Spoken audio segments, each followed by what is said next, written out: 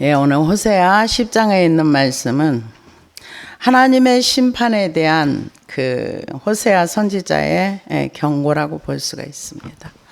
그런데 우리가 이 호세아 선지자는 사랑의 선지자라고 하거든요. 사랑의 선지자면 사랑의 말만 해야 되는 거 아닌가요? 사랑의 선지자고 하나님의 사랑을 삶으로 이렇게 보여줬는데 이 선지자의 그 성경 말씀은 하나도 사랑에 이게 없어요. 왜냐하면은 하나님의 진노와 심판에 대한 얘기를 계속 하시는 거예요. 왜 그럴까요?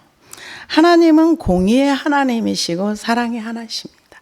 그래서 사랑이 먼저고 공의가 먼저냐, 사랑이냐, 공의냐. 사랑하시기 때문에 하나님께서 아들을 보내주신 거예요. 공의의 그 죄에 대한 부분을 해결하기 위해서. 그래서 하나님은 하나님 말씀하신 걸 변개치 아니하십니다. 그래서 사랑하기 때문에 공의에서 어긋나서 하나님의 심판 가운데 들어가는 이스라엘 백성을 향해서 야, 너희들 그렇게 살면 안 돼. 돌이켜야 돼. 돌이키지 않으면 너네들이 망해. 바르게 살아. 이거를 계속해서 강조하고 있습니다. 그런데 사실은 호세아 선지자가 이렇게 말씀하시고 났는데 이렇게 공의에 대해서 사랑에 대해서 하나님의 그 자비와 긍휼에 대해서 하나님을 몰라서 망하는 그들에서 말씀하고 나서 30년 후에는 망했습니다. 완전히 망했어요. 완전히 망했어요. 그런데도 그 중에서 하나님의 사랑으로. 하나님의 사랑이 뭡니까? 사람들은 나에게 뭔가를 많이 이렇게 잘해주면 사랑이라고 생각해요. 근데 하나님의 사랑이 뭔가를 가만히 생각을 해보면 하나님이 나를 선택하셔서 내가 하나님 안에 있는 거, 이게 하나님의 사랑이에요. 이 사랑을 이 믿음이 어릴 때는 그거를 전혀 몰라요. 근데 이렇게 시간이 흐를수록 이게 하나님의 사랑이구나. 이것이 하나님의 정말 뜨거운 사랑이구나 하는 거를 그 시간을 지나는 동안에는 정말 죽을 만큼 힘들었는데 지나고 와서 보니까 내가 이 과정을 거치지 않았더라면 하나님을 알지 못했을 텐데 이 하나님께서 맡겨주신 사명을 감당하지 않았더라면 저는 하나님을 전혀 몰랐을 거예요. 왜 그러는가? 옛날에 제가 배우기는요, 여러분도 아마 똑같을 겁니다. 하나님의 영광이 드러난다는 거는 우리가 일반 대학을 가는 것보다 서울대를 가면 하나님 영광 드러난다고 생각을 했어요.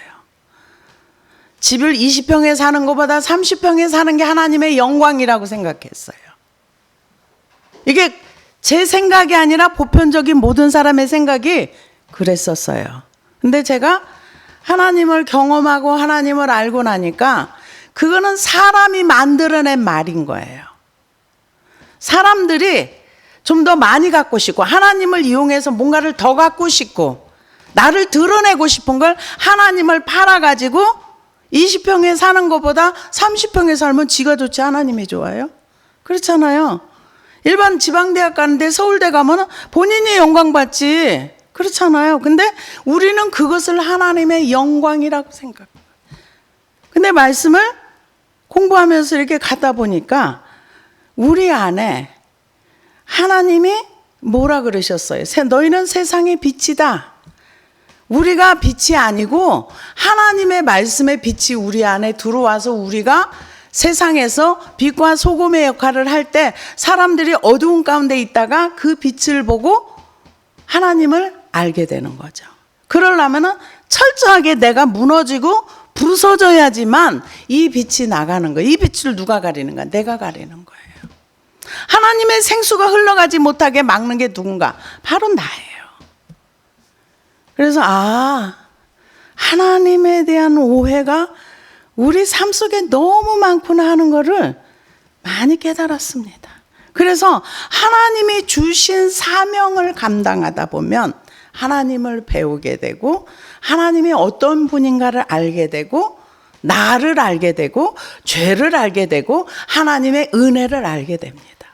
근데 아무것도 하지 않으면 아무것도 모릅니다. 왜? 해보질 않았기 때문에. 그래서 이 호세아 선지자는 사랑의 선지자라고 하는데 말씀은 무슨 굉장히 세게 나오는 거예요. 뭐라고 얘기합니까? 이스라엘의 열매 맺는 무성한 포도나무라. 그 열매가 많을수록 재단을 많게 하며 땅이 번영할수록 주상을 아름답게 하도다. 이 이스라엘 백성들에게는 하나님은 어떤 하나님이었냐 하면은 전쟁의 하나님, 승리의 하나님이에요. 왜? 하나님과 함께 전쟁을 해서 가나안 땅을 점령했거든. 근데 가나안 땅에 가보니까 하나님은 전쟁의 하나님인데 풍요의 하나님은 아니야.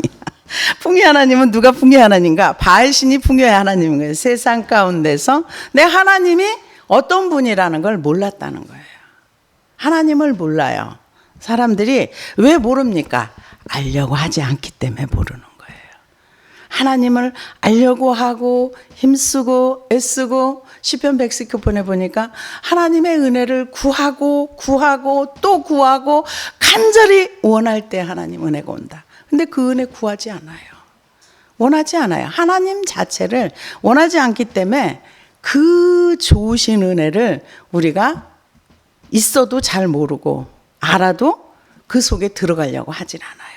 그래서 이 예수님이 나는 포도나무여 너희는 가지라 그랬어요. 근데 성경에는 포도나무를 이스라엘의 비유를 많이 했어요. 시편 80편 8절에서 13절을 보니까 주께서 한 포도나무를 애굽에서 가져다가 열방을 쫓아내시고 이를 심으셨나이다.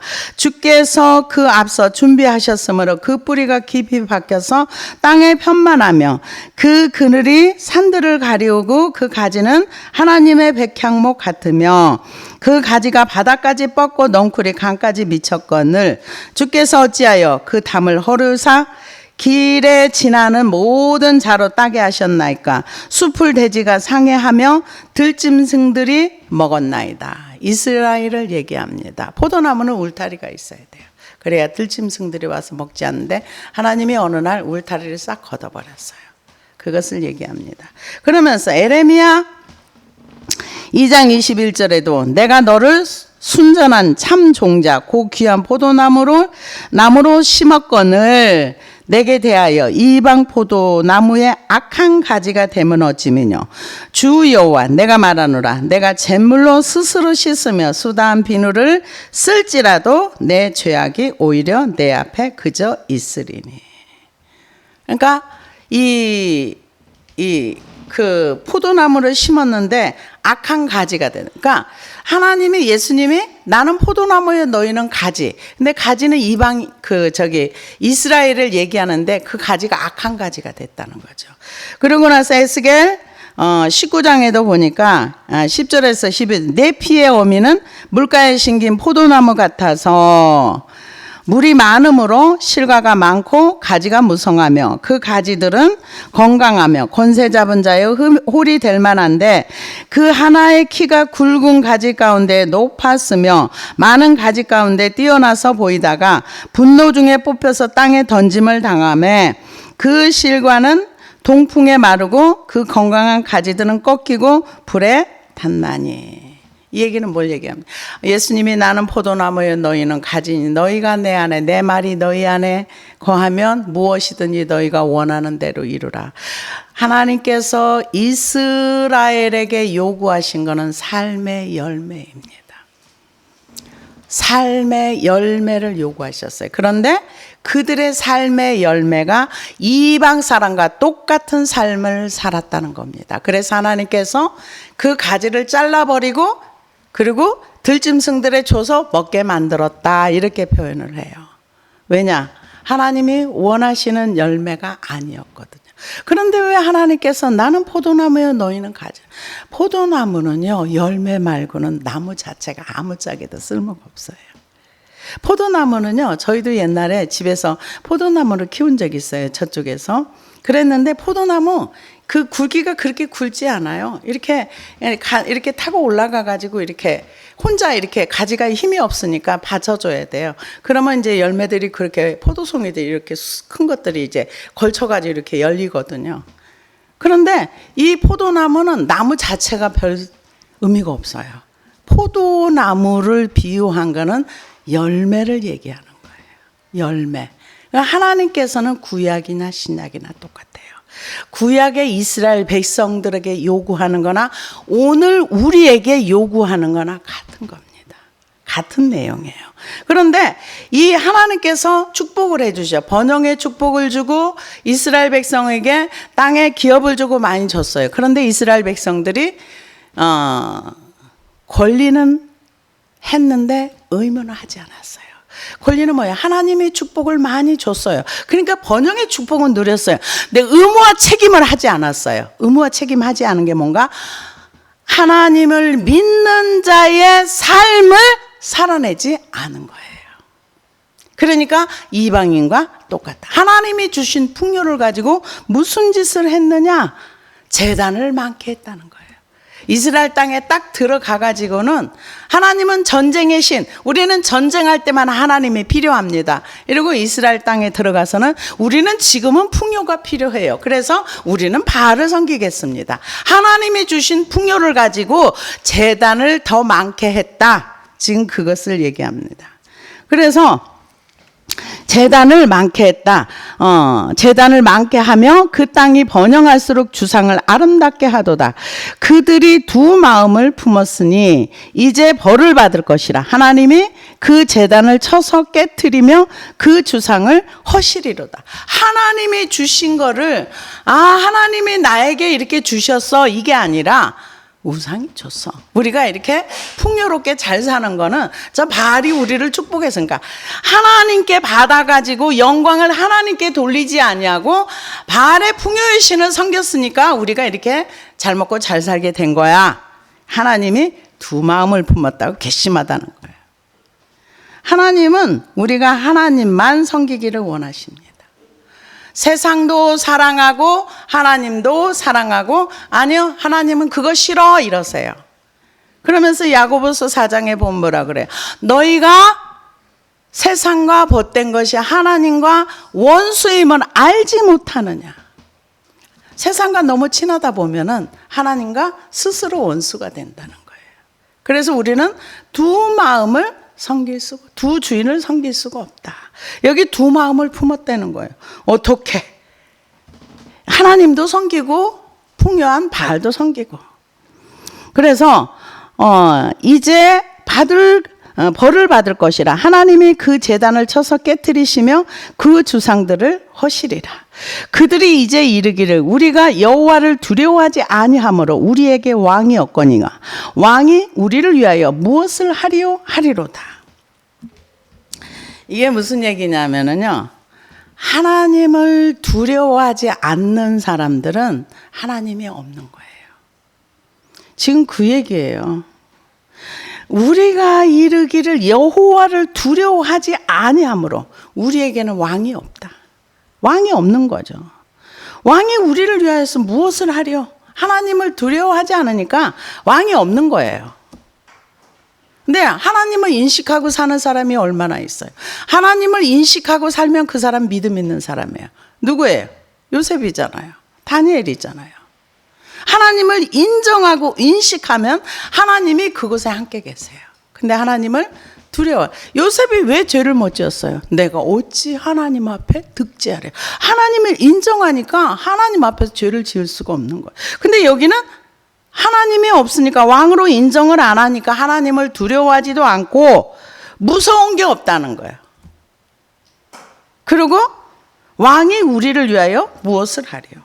근데 실제로 이스라엘 왕이 있었지만 이들이 하나님을 떠났을 때 아수르가 쳐들어왔을 때 왕은 아무것도 한 게 없어요. 열왕기하 17장에 나와 있어요. 왕도 잡혀갔어요. 왕이 할 수 있는 게, 인간 왕이 할 수 있는 게 없어요. 그래서 우리는 이스라엘의 하나님의 역사를 바라보면서 내가 하나님을 어떻게 섬겨야 할 것인가? 내가 하나님을 두려워하나? 하나님을 인식하나? 내가 정말 하나님을 왕으로 인정하는가? 자신을 살펴봐야 될 줄로 믿습니다. 나는 과연 내가 지금 예수님한테 붙어있는 가지로서 이방 포도나무의 열매 가지가 되었는가? 아니면 참 포도나무의 접붙임을 받은 가지가 되어서 내 삶의 열매들이 하나님이 원하시는 열매가 나오는가? 자기를 살펴봐야 될 줄로 믿습니다. 그래서 그들은 헛된 말을 내며 거짓 맹세로 언약을 세우니 그 재판이 바디랑에 돋는 독초 같으리로다. 재판이 독초라는 거, 헛된 말로 언약을 세운다는 거죠. 하나님 앞에서 헛된 말로 거짓 맹세하며 언약을 함부로 취급했다는 겁니다. 일상생활에서. 그러면서 애굽에다가도 약속을 하고 약속을 어기고 아수르에다 약속하고 거기도 약속을 어기고 일상생활 가운데서 하나님을 인식하지 않냐고 하나님의 언약의 말씀을 가볍게 이렇게 하는 거. 하나님 보실 때 예쁘지 않은 행동입니다. 그러면서 그 재판이 인진 같으리니, 인진이라는 것은 치명적인 독을 가지고 있는 독초를 얘기합니다. 이 독초가 산속에서나 황무지에 있는 것이 아니라 잘 갈아놓은 밭에 났다는 거예요. 그러니까 하나님을 공경한다고 하면서도 척하면서도 우상을 섬기는 삶이 독초가 나는 것 같은 그런 삶이다. 이렇게 얘기를 합니다.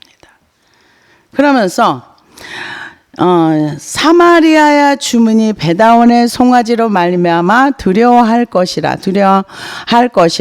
그 백성이 슬퍼하며 그것을 기뻐하던 제사장들도 슬퍼하리니 이는 그의 영광이 떠나감이라. 이게 베다원의 송아지라는 거는 베트 아원에서 베이트가 집을 아원 사악함, 그러니까 사악함, 헛된 그런 우상의 집이라는 거죠. 그래서 이 베다원은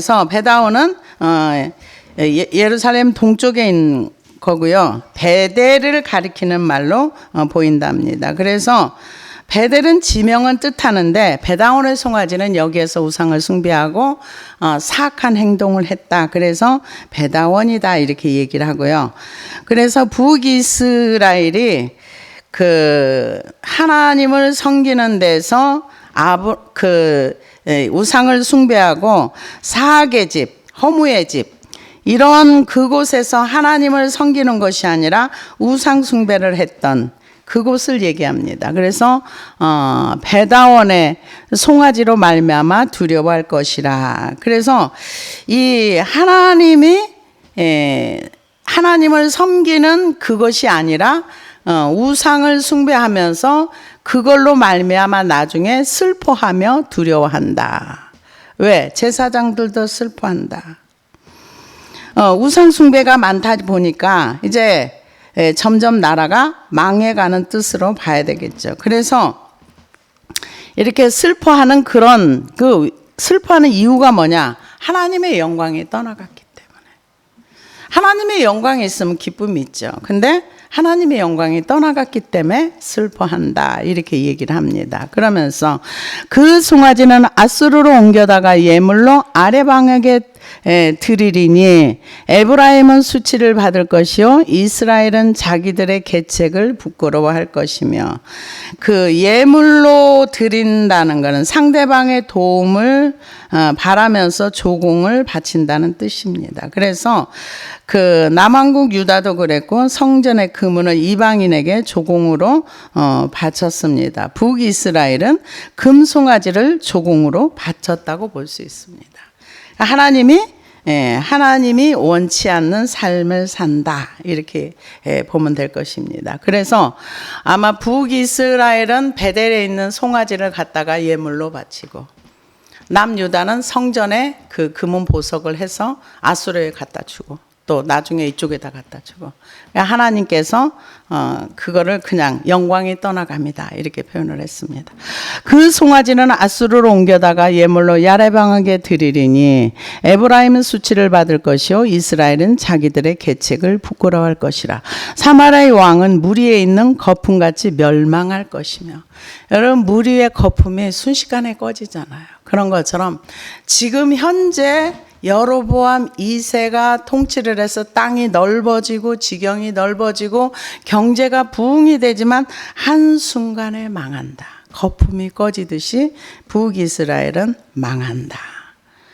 사실 이게 선지자가 자기 백성을 향해서 망한다. 정말 하기 어려운 얘기인 것 같아요. 그런데도 해야만 되는 거죠. 왜? 그 중에 이 설교를 들었던 사람이 혹시라도 포로로 잡혀갔다가 남은 자가 될 수도 있기 때문에 하나님 말씀을 전해야 되는 거죠. 한 사람이라도 돌이킨다면. 근데 많은 사람이 돌이키면 좋은데 아무리 하나님이 말을 해도 하나님이 사람을 통해서 말을 해도 사람들이 듣지 않습니다. 왜냐? 하나님께서 이 죄가 이렇게 관영했을 때 하나님이 노아를 통해서 방주를 짓게 하고 그들을 물로 심판할 때 아무도 안 들었어요. 근데 우리 주님이 강림하실 때도 듣지 않는다 그랬어요.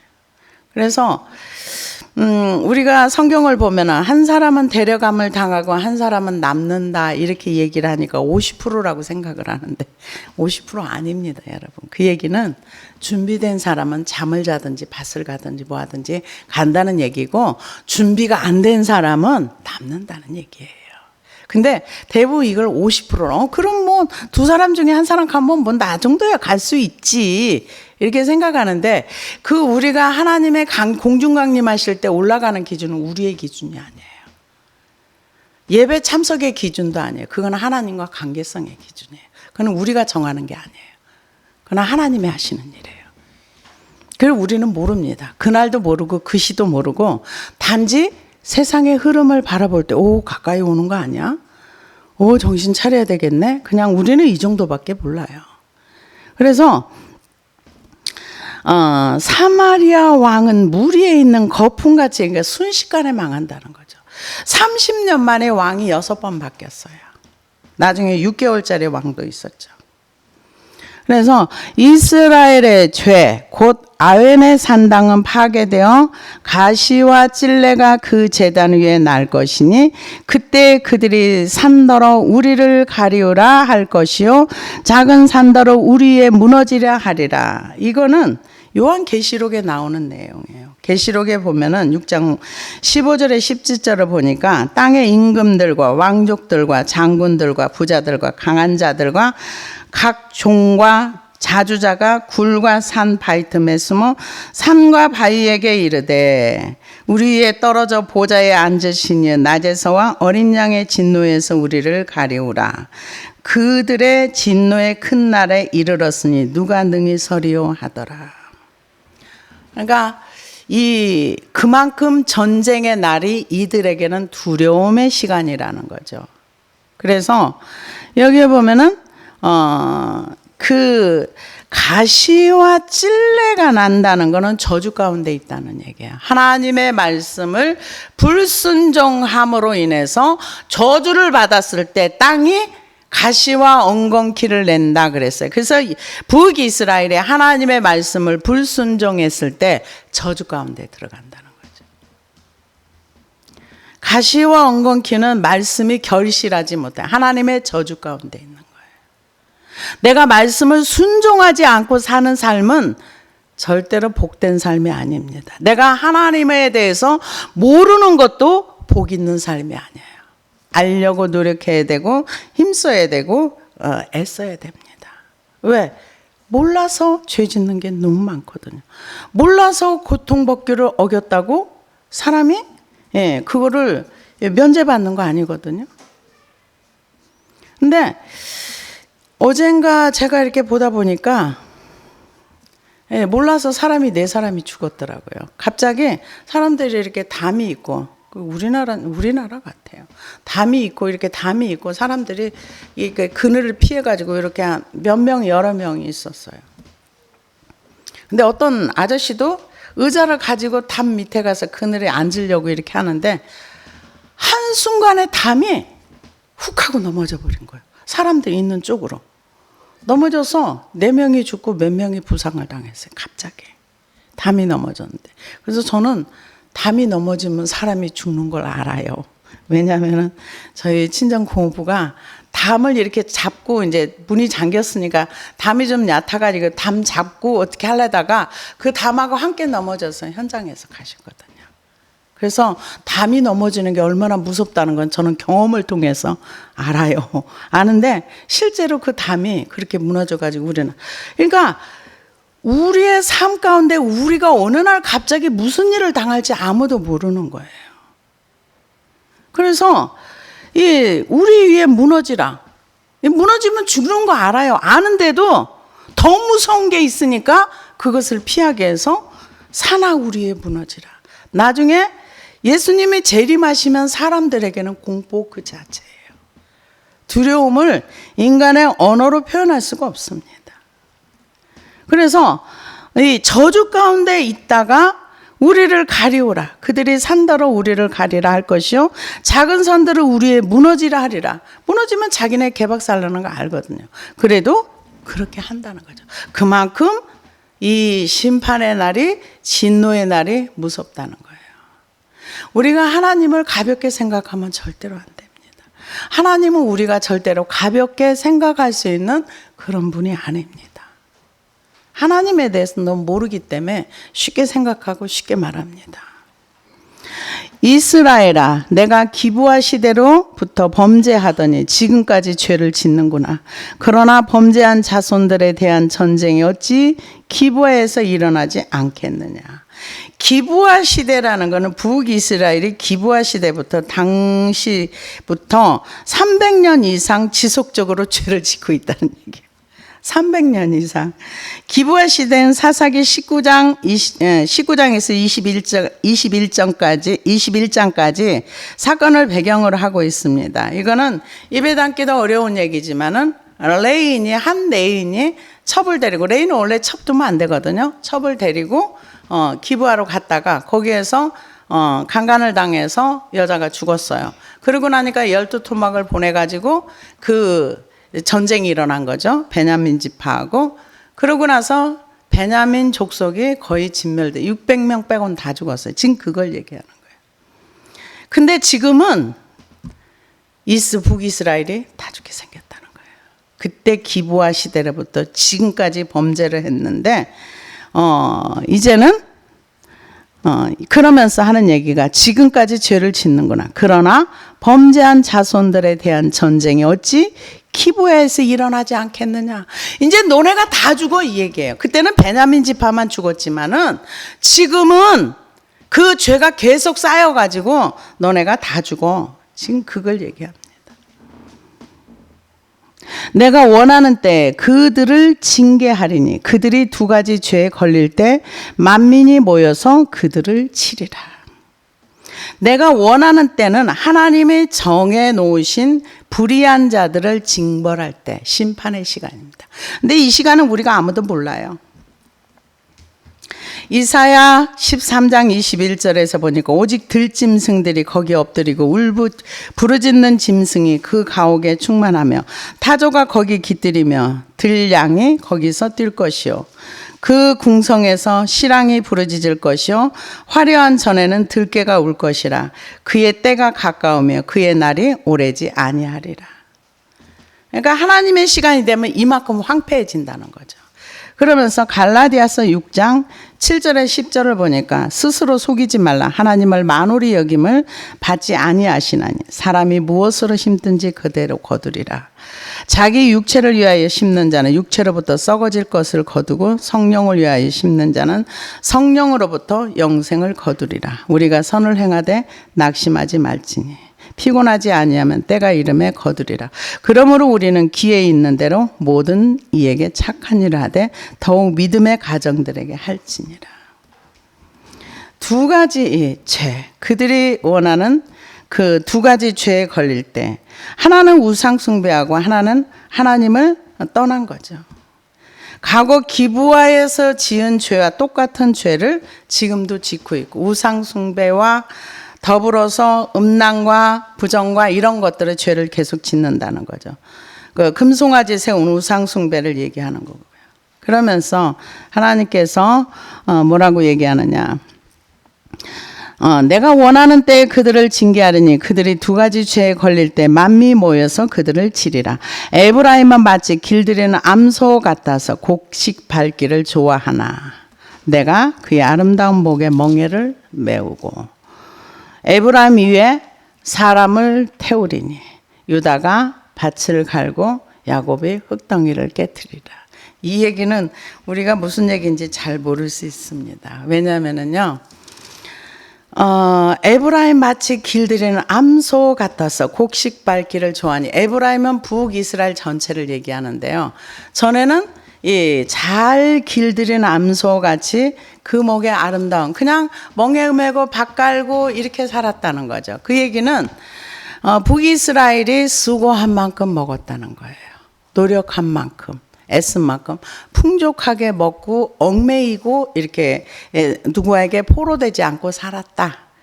그런데 이제 하나님께서 그 위에 편안하게 밭이나 갈고 일항이나 가는 그 암소 위에 사람을 태우고 밭을 갈고 흙덩이를 깨트리고, 이게 뭘 얘기하느냐? 이제 뭔가 쪼이겠다는 거예요. 그리고 이방인들이 와서 너가 노력한 거 뺏어가. 그래서 우리가 하나님을 믿고 섬기면 빼앗기는 저주가 없어집니다. 바로 기도할 때, 바로 하나님을 섬길 때. 근데 그렇지 않으면 우리가 사사기 전체 내용을 보면은 이 우상 숭배를 할 때 뭐가 나타납니까? 이스라엘 백성이 열심히 농사를 져서 피땀 흘려서 해놔요. 추수 때 딱 타작할 때 되면은 들어와 가지고 뺏어가고, 타작할 때 되면 이게 반복되잖아요. 계속해서. 우상 숭배는 빼앗기는 겁니다. 우상 숭배를 하면은 계속 빼앗기는 거예요. 언제? 딱 결정적인 때 와서 뺏어가는 거예요. 농사 다 지어놔서 추수해서 창고에 들으려고 할 때 딱 뺏어가는 거예요. 열심히 수고했는데 다 가져가는 거죠. 그러고 나서 주여 잘못했어요, 용서해 주세요. 그러면 사사 보내가지고 그걸 좀 막아줘요. 이게 사사기 전체 내용입니다. 그러다 사사가 죽고 나면 또 우상 숭배에 빠져요. 그러고 와서 또 뺏겨요. 또 뺏기면은 또 이제 주여 그러면 이게 몇백 년 동안 반복되는 거예요. 그래서 지금 너네가 우상 숭배를 해서 너희가 편안하게 살던 삶이 끝났어. 근데 어느 날 그걸 심판할 거냐? 그건 하나님의 정하신 시간이야. 그거는 몰라. 그렇게 얘기를 하는 거죠. 그래서 에브라임 위에 사람을 태우리니 유다가 밭을 갈고 야곱이 흙덩이를 깨트리리라.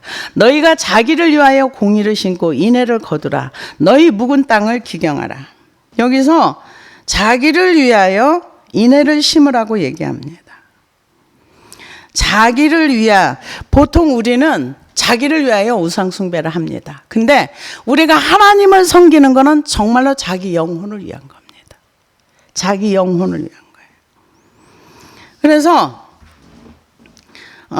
자기를 위하여 인애를 심고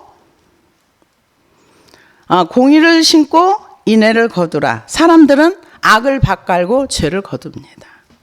그래서 이 사람들이 씨를 심고 열매를 거두는 거, 이것을 하나님과 우상을 겸하여 섬기지 말고 하나님만 섬기라. 이 얘기는 하나님의 사랑을 인애라고 표현합니다. 헤세드라고 얘기를 하지요. 그래서 공의를 심고 인애를 거두기 위해서는 반드시 묵은 땅을 뒤집어 엎어야 되는 거죠. 하나님에 대해서 무관심했던, 길처럼 딱딱해진 그 심령을 뒤집어 엎어서 하나님의 말씀을 받아들일 수 있는 그런 사람으로 만들으라는 거죠. 그래서 그 땅을 뒤집으면 공의의 비를 경험하게 될 것이라고 합니다.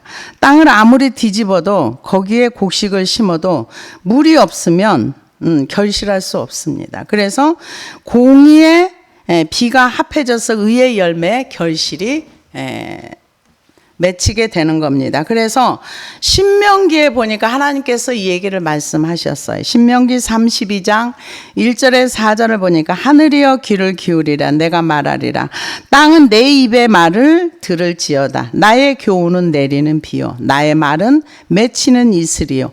연한 풀 위에 가는 비요. 채소 위에 담비로다. 내가 여호와의 이름을 전파리니 너희는 위엄을 우리 하나님께 돌릴지어다. 그는 반석이시니 그 공덕이 완전하고 그 모든 길이 공평하며 진실 무망하신 하나님이시니 공의로우시고 정직하도다.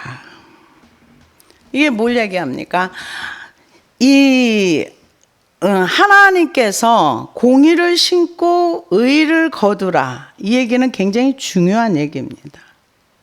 공의를 심고 인애를 거두라. 묵은 땅을 기경하라. 지금이 곧 여호와를 찾을 때니 마침내 여호와께서 오사 공의를 비처럼 너희에게 내리시리라. 이게 비처럼 내리신다는 건 하나님께서 그 말씀에 생수를 주신다는 거죠. 그래서 그 비처럼 내린다는 건 가르치는 걸 얘기합니다. 근데 아무리 가르쳐도 땅이 굳어가지고 기경을 안 하면 아무 소용이 없어요. 본인이 듣지 않으면 아무 소용이 없습니다.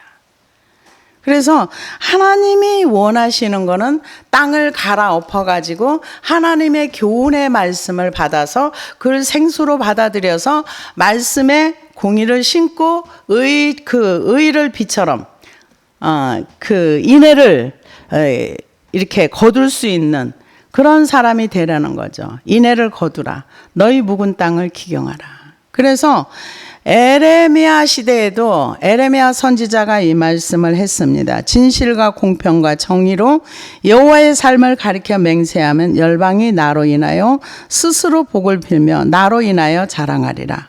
나 여호와가 유다와 예루살렘에게 이같이 이르노라. 너희 묵은 땅을 갈고 가시던 불을 속에 파종하지 말라. 유다인과 예루살렘 거민들아 너희는 스스로 할례를 행하여 너희 마음의 가죽을 베고 나 여호와께 속하라. 그렇지 아니하면 너의 행악을 인하여 나의 분노가 불같이 발하여 사르리니 그것을 끌 자가 없으리라. 이스라엘 북이스라엘도 하나님께서 공의를 심고 인애를 거두라. 묵은 땅을 기경하라. 너희들이 하나님을 받아들이고 두 마음을 품지 말라. 이렇게 얘기를 해놓고요. 그리고 남유다도 망할 쯤에서 에레미야 선지자 똑같은 말을 했어요.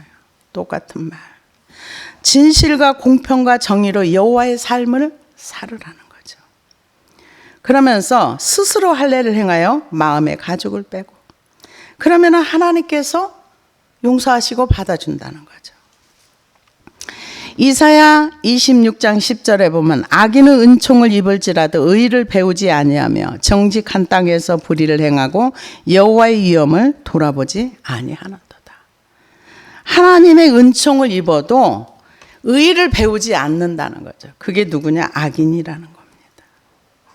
하나님이 교훈처럼 내려주는 하나님의 말씀을 가르침을 잘 받아서 공의를 심고 인애를 거둬서 묵은 땅을 기경해 좋은 열매를 내면 너희들에게 내리기로 준비한 진노를 내가 거두어 줄게 이 얘기예요.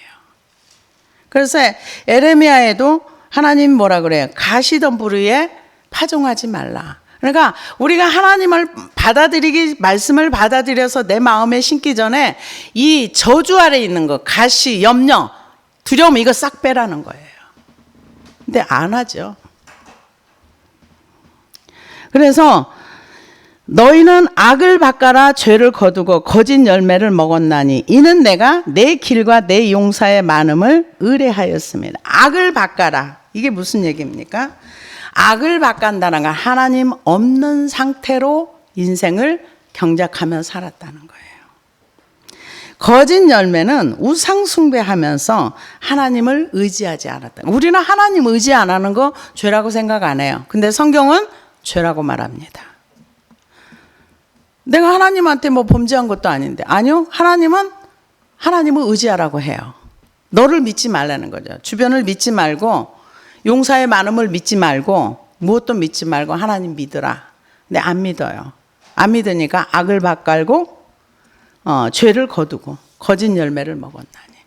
악이라는 게 뭐예요? 하나님 없는 상태가 악입니다. 시편에 그랬잖아요. 그 모든 사상에 하나님이 없는 자가 악이니다. 이렇게 표현했어요. 그래서 이는 내가 내 길과 내 용사의 많음을 의뢰하였음. 그러니까 하나님을 의지하지 아니하고 용사, 군인의 많음, 또 돈 이런 거 의지했다는 거죠. 이게 악을 밭갈고 죄를 거두었다는 거예요. 결과물이 나쁘게 나왔다 이 얘기예요. 그러므로 너희 백성 중에 요란함이 일어나면 내 산성들이 다 무너지되 살만이 전쟁의 날에 베다온을 무너뜨린 것 같이 될 것이라. 그때 어머니와 자식이 함께 부서졌도다. 무서운 얘기죠. 아모스 2장 2절에 3절에 보니까 내가 모압에 불을 보내리니 그리옷 궁궐들은 사르리라. 모압이 요란함과 외침과 나팔 소리 중에서 죽을 것이라. 내가 그 중에서 재판장을 멸하며 방백들을 저와 함께 죽이리라. 이는 여호와의 말씀이니라. 이게 너무 시끄러워졌다는 거죠. 온갖 소리가 다 들리는데 그 두려움과 온갖 소리 중에 죽는다는 얘기예요. 깨진다는 거죠. 함께 부서졌도다. 그러면서 너희의 큰 악으로 말미암아 베델이 이같이 너희에게 행하리니 이스라엘 왕이 새벽에 정령 망하리라. 나중에 아수르에 의해서 갑자기 망했죠. 새벽에라는 바사하르라는 단어를 쓰는데요. 번영이 막 이제 번영하고 나라가 뭔가 잘 되는 것 같은데 갑자기 망한다는 거예요. 갑자기 새벽이 이슬이 없어지는 것처럼 이렇게 망하게 된다. 그래서 호세아 선지자가 이스라엘 백성에게 해주고 싶은 얘기가 뭘까요? 두 마음을 품는 거 버리고 공의를 신고 인애를 거두라. 공의를 신고 그거는 자기를 위한 삶이다. 왜? 나중에 하나님 앞에 가면 그걸로 계산하는 거예요. 근데 육적인 육신의 자기를 위해서 사는 삶은 망하는 삶입니다. 그래서 자기를 위하는 거가 성경에 두 가지가 나오는데 하나는 자기를 위해서 우상 숭배란 망합니다. 근데 자기 영혼을 위해서 공의를 신고 인애를 거두면 그건 정말 자기 자신의 영혼을 위한 삶입니다. 그래서 악을 신고 그 죄를 거두지 말라는 거죠. 기도하시겠습니다.